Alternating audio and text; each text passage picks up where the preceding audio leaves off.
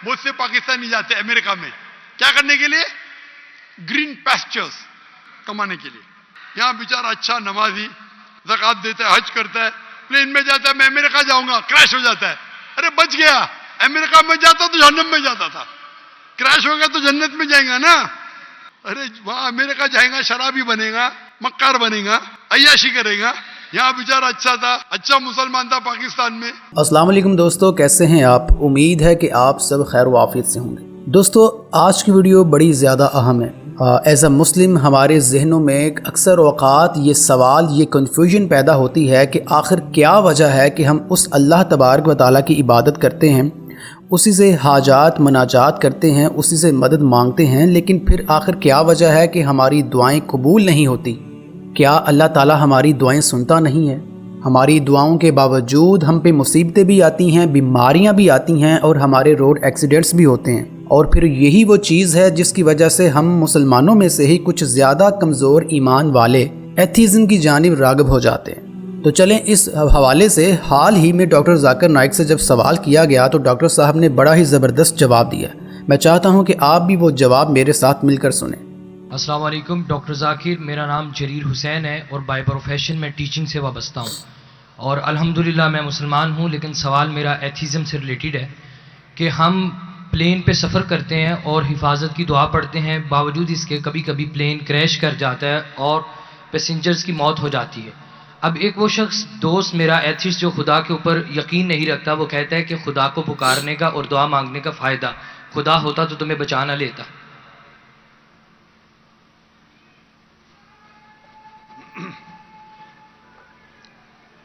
بھائی صاحب نے سوال کیا کہ ہم جب پلین میں سفر کرتے تو سفر کی دعا پڑھتے, اور کئی بار ایسا ہوتا ہے کہ پلین کریش ہو جاتا ہے تو آپ اللہ سے دعا کرتے اور دعا قبول نہیں ہوتی, اس کا فائدہ کیا دعا کا؟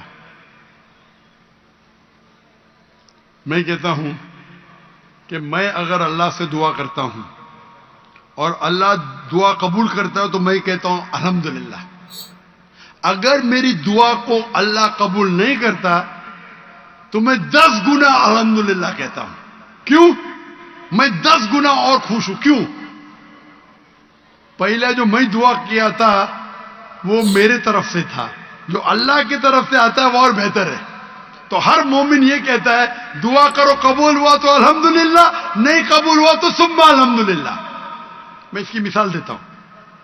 ایک شخص جا رہا تھا پلین پکڑنے کے لیے امریکہ, نیو یارک جانے کا تھا اس کا ایک بزنس ڈیل تھا. اس ڈیل میں اس کو $1 بلین ملنے والے تھے. کتنا؟ $1 بلین. وہ جب جاتا ہے ایئرپورٹ کی طرف, ٹریفک ہوتی ہے, بہت شدید ٹریفک ہوتی ہے, اور ٹریفک کی وجہ سے پلین چھوٹ جاتی ہے. وہ کہتا ہے یہ میرے زندگی کا سب سے بدترین دن ہے. ٹریفک کی وجہ سے پلین مس کی, وہ میرا اپوائنٹمنٹ گیا, $1 بلین کا نقصان. وہ کہتا ہے یہ میرے زندگی کا سب سے بدترین دن ہے. ٹریفک رہتی, وہ ٹریفک کے ذریعے اپنے گھر کے طرف واپس موڑتا ہے گاڑی کو. پھر بھی ٹریفک رہتی, وہ ریڈیو آن کرتا ہے, اس میں سنتا ہے جس پلین میں وہ سفر کرنے والا ہوتا نیو یارک کو, وہ پلین کا کریش ہو جاتا ہے اور اس پلین کے سب لوگ مر جاتے. تو وہ سننے کے بعد کہتا ہے الحمدللہ یہ میرے دنیا کا سب سے بہترین دن ہے, کیا ٹریفک کی وجہ سے میری پلین چھوٹ گئی اور میری جان بچ گئی. اللہ تعالیٰ فرماتے قرآن مجید میں کہ آپ اس چیز سے محبت کرتے ہیں جو شاید آپ کے لیے بہتر نہیں, اور اس چیز کے لیے نفرت کرتے جو آپ کے لیے بہتر ہے. اللہ جانتا ہے, آپ نہیں جانتے. تو ایک مومن جو اللہ پہ بھروسہ, وہ اس چیز کیا بھروسہ کرے گا؟ یہ چیز تو جانتا ہی نہیں اللہ کیا ہے. تو مومن جو اللہ پہ بھروسہ کرتا ہے وہ اللہ پہ یقین رکھتا ہے. مثال کے طور پہ ایک نوجوان مجھے موٹر سائیکل چاہیے, हार्ली डेविडसन 1000 सीसी दुआ करता, नहीं मिलती। अल्लाह ताला जानता है अगर मैं हार्ली डेविडसन मोटरसाइकिल दूंगा 1000 सीसी की, उसका एक्सीडेंट होगा और वो लंगड़ा हो जाएगा। अल्लाह जानता है, वो नहीं जानता है। अब समझ रहे? वो एथियस्ट क्या जानता है? हम अल्लाह पे यकीन करते हैं।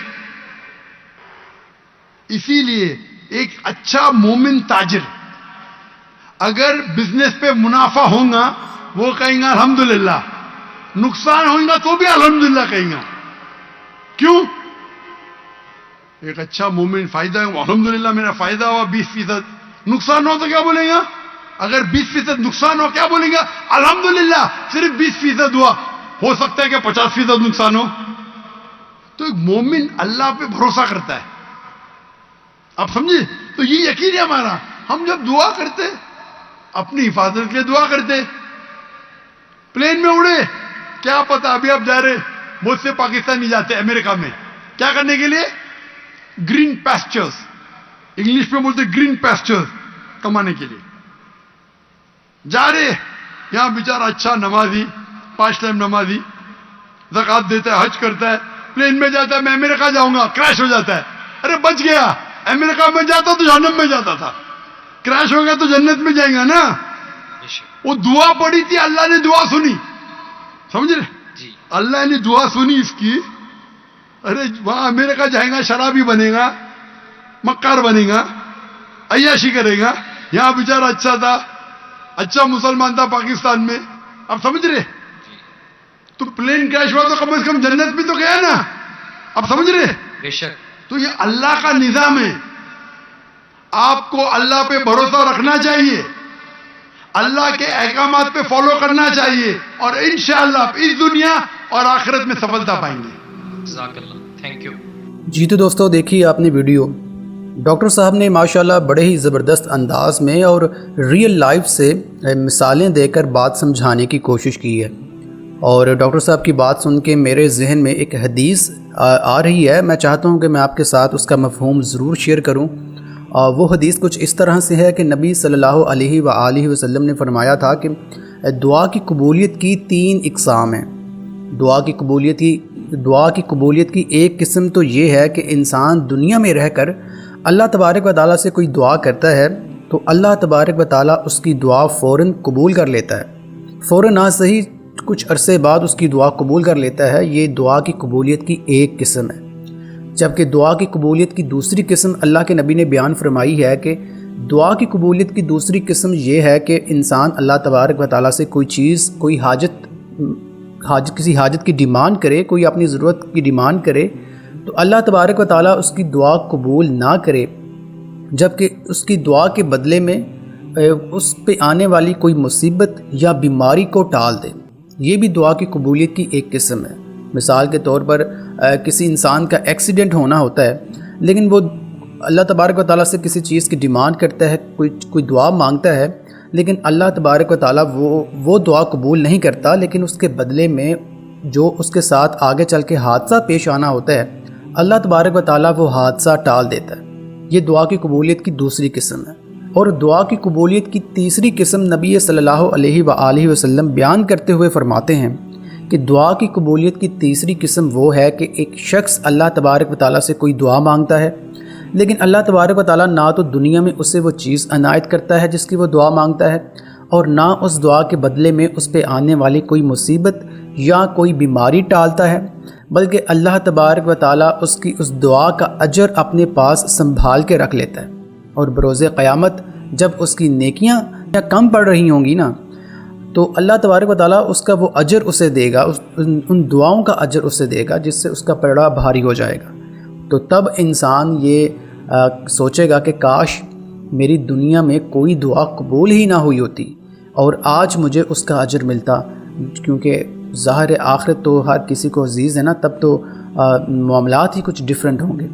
तो हर इंसान चाहेगा कि काश मुझे दुनिया में कुछ भी ना मिला होता और उसके बदले में मुझे आज जन्नतुल फिरदौस में जगह इनायत कर दी जाती। तो अल्लाह तबारक व तआला से दुआ है कि अल्लाह तबारक व तआला हमें हर दुआ के बदले अजर इनायत फरमाए। और अल्लाह तबारक व तआला तो हर चीज़ पर कादिर है ना, تو اللہ تبارک و تعالی ہمیں ہماری دعاؤں کا صلہ دنیا میں بھی دے اور آخرت میں بھی دے، آمین ثم آمین۔ تو دوستو ویڈیو کے بارے میں اپنی رائے کا اظہار کمنٹ باکس میں لازمی کیجیے گا۔ ملتے ہیں آپ سے ایک نئی ویڈیو میں، اللہ حافظ۔